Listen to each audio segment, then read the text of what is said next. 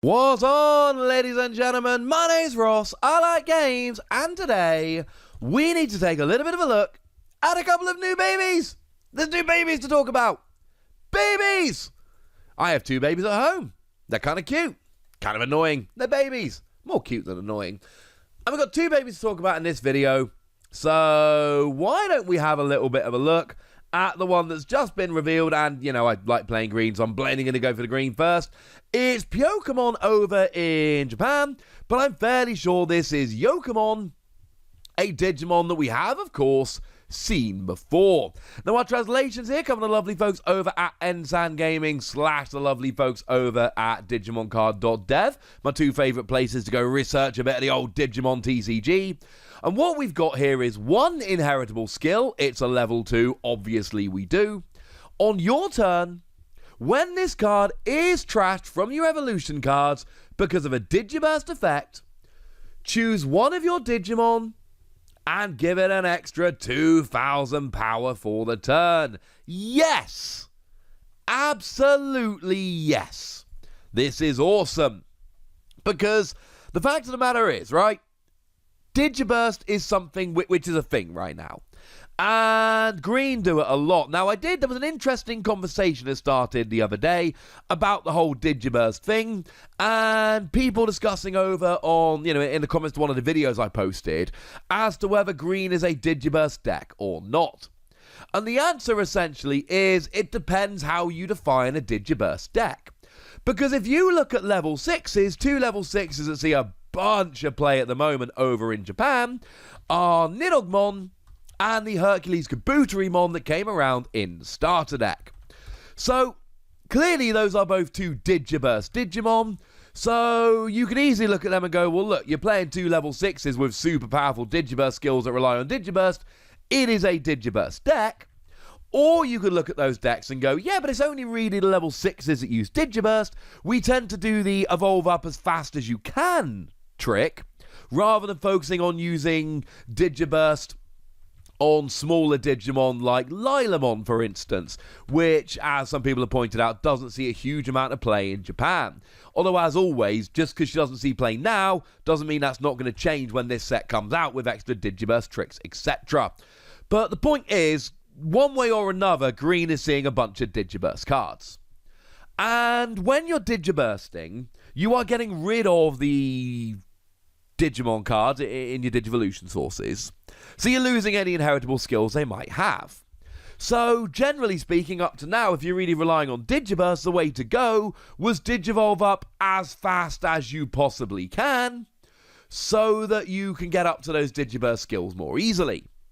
Well, now there is a different tact we can use, and the tact essentially is, let's use skills that take advantage of Digi-burst so that I can essentially Digi-burst and win by doing so.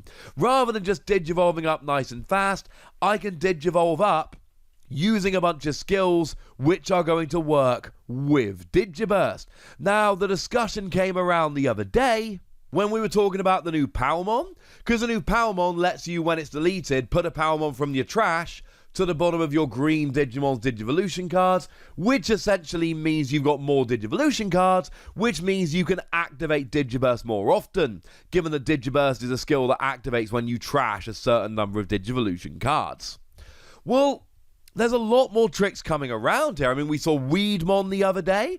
Weedmon says that when you Digi-burst away Weedmon, you get to gain a memory. Now we've got this card whereby when you Digi-burst it away, you get to give one of your Digimon a 2,000 power boost.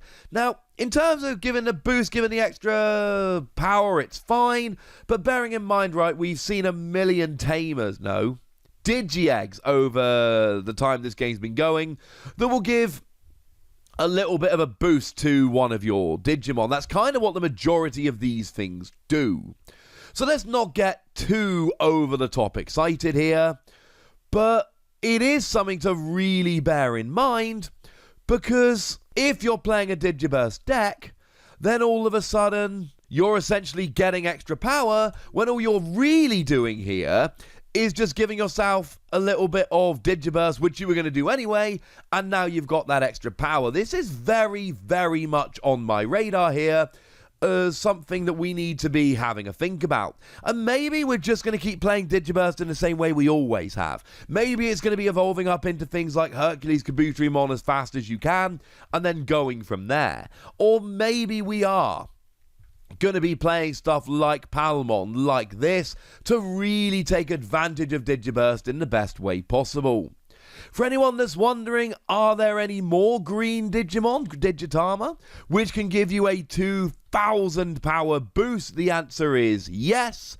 There is one. It is the Fremon that came out in BT1, which gives you an extra 2,000 boost if your opponent has 2 or more rested Digimon. Well, that's in your opponent's control, not yours. This is in your control, and I like it being in my control. It being in my control makes me pretty gosh darn happy, so yeah, that sounds pretty good to me. So that sounds like a pretty exciting card. I'm going to go ahead and give this one between 3 and 4 Wassies. We don't give half Wassies, that would be barbaric. It's only going to work in green Digiburst decks, and even then, there is going to be an argument that we're going for speed. Moreover, having said that, why would you not play this in a green Digiburst deck? I suppose if you liked one of the others better, but still, I think this one looks good. The other one we've got here is Pickmon, and we haven't seen Pickmon before. Pickmon is a brand new Digimon making its debut. Love the art on this.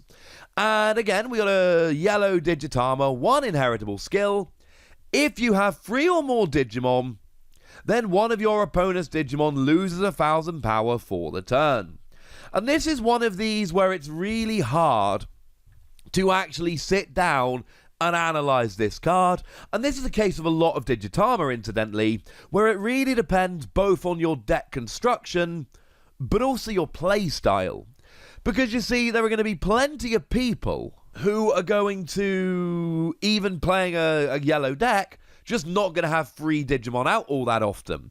Because to have 3 Digimon out, you've got to not be aggressively attacking the stack, and you've got to potentially, it depends on whether you're playing wide or tall. Wide being you're playing lots of Digimon, tall being you're building up one big Digimon. You've only got so much memory to actually play with. And if your opponent really restricts the amount of memory you've got, you might have to choose between Digivolving a Digimon on the field or playing a new level 3. So there are going to be plenty of times this doesn't work. But then again, you're lowering your opponent's power by 1,000, and this is the thing that yellow does. And there are plenty of decks out there where this is going to make a big difference. Not only that, but don't forget, you got silly little things like Omnimon Mirror Match. You got 2 Omnimon up against each other. They've both got 15,000 power. If you can just lower Omnimon by 1,000 power, then your Omnimon can take out your opponent's resting Omnimon and survive. Or we look at the average level 6 being 11,000 power. So if you can bring their 11,000 down to 10,000, you can delete them while surviving. And that sounds pretty gosh darn good to me. And if you're playing one of these yellow decks that aims to lower your opponent's power, this is going to be a good option. But it's not the only option. There is the Koromon that came around in BT4, and when you are attacking once during your turn, if your security is 3 or less, one of your opponent's Digimon loses 1,000 power for the turn. Now, there were some incorrect translations that he's doing the rounds early on. People were thinking it was just the mirror image of Koromon here. Koromon is when your security is 3 or less, so people saw Pickmon and thought it was when your security was 3 or more. It is not. I have checked digimoncard.dev, I have checked Ensan Gaming, I have checked the translation that was given by Digidestin Dudes in response to the official tweet, and it really, really looks like it is 3 or more Digimon.